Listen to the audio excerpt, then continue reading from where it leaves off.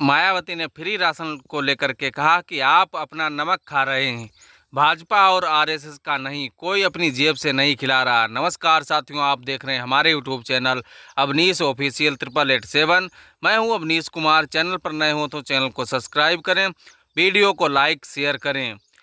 मायावती ने लखनऊ और मोहनलालगंज के प्रत्याशियों के समर्थन में सोमवार को रैली की। इस रैली में उन्होंने गरीबों को मिल रहे मुफ्त राशन को लेकर के भारतीय जनता पार्टी पर सवाल उठाया है। मायावती ने कहा कि मुफ्त राशन भाजपा और आरएसएस अपनी जेब से नहीं दे रहे। आपको बता दें, बहुजन समाज पार्टी की राष्ट्रीय अध्यक्ष एवं पूर्व मुख्यमंत्री मायावती ने सोमवार को सरोजनी नगर में पार्टी प्रत्याशियों के समर्थन में आयोजित जनसभा में भाजपा और आरएसएस पर नमक के बदले वोट मांगने का आरोप लगाते हुए कहा कि गरीबों को मुफ्त राशन जनता के टैक्स के पैसों से दिया जा रहा है, वह अपनी जेब से नहीं दे रहे हैं।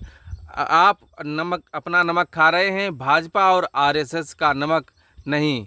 आपको बता दें कि मायावती ने कहा कि केंद्र में बसपा की सरकार बनने पर अवध को अलग राज्य बनाया जाएगा, जिसमें लखनऊ भी शामिल होगा। बीते कई सालों से इसकी लगातार मांग की जा रही है। उन्होंने कहा यदि चुनाव फ्री और फेयर हुआ तो इस बार केंद्र में भाजपा की सरकार आसानी से नहीं बनेगी। कोई भी जुमलेबाजी, नाटकबाजी और गारंटी काम नहीं आएगी। भाजपा सरकार पर 10 साल से पूंजीपतियों और धन्ना सेठों को मालामाल करने का आरोप लगाते हुए कहा कि यही इनका संगठन चलाते हैं और चुनाव लड़वाते हैं। इलेक्टर बॉन्ड से ये साबित हो चुका है। बसपा को छोड़कर सभी दलों ने धन्ना सेठों से पैसा लिया है। हमारी पार्टी संगठन चलाने और चुनाव लड़ने के लिए केवल कार्यकर्ताओं से थोड़ा पैसा लेती है। उन्होंने कहा कि कांग्रेस को अपनी गलत नीतियों के कारण केंद्र और राज्यों की सत्ता से बाहर होना पड़ा। यही हालत उसके सहयोगी दलों की भी हुई। कांग्रेस की तरह भाजपा ने भी जांच एजेंसियों का राजनीतिकरण कर दुरुपयोग किया। इनको केंद्र की सत्ता में आने से रोकना है। देश में गरीबी, बेरोजगारी, महंगाई बढ़ रही है और भ्रष्टाचार कम होने का नाम नहीं ले रहा है। ये दाम साम दंड भेद अपनाकर सत्ता में आना चाहते हैं। आपको ओपिनियन पोल, सर्वे आदि गुमराह से नहीं होना है। किसी के लुभावने घोषणा पत्र के बहकावे में नहीं आना है।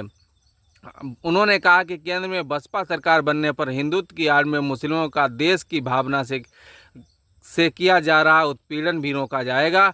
कांग्रेस की तरह भाजपा की भी जातिवादी और सांप्रदायिक सोच है। ये दलितों, पिछड़ों, अल्पसंख्यकों, मुस्लिमों का विकास और उत्थान नहीं कर सके। सपा सरकार में तो अखिलेश यादव ने पदोन्नति में आरक्षण को खत्म ही कर दिया था।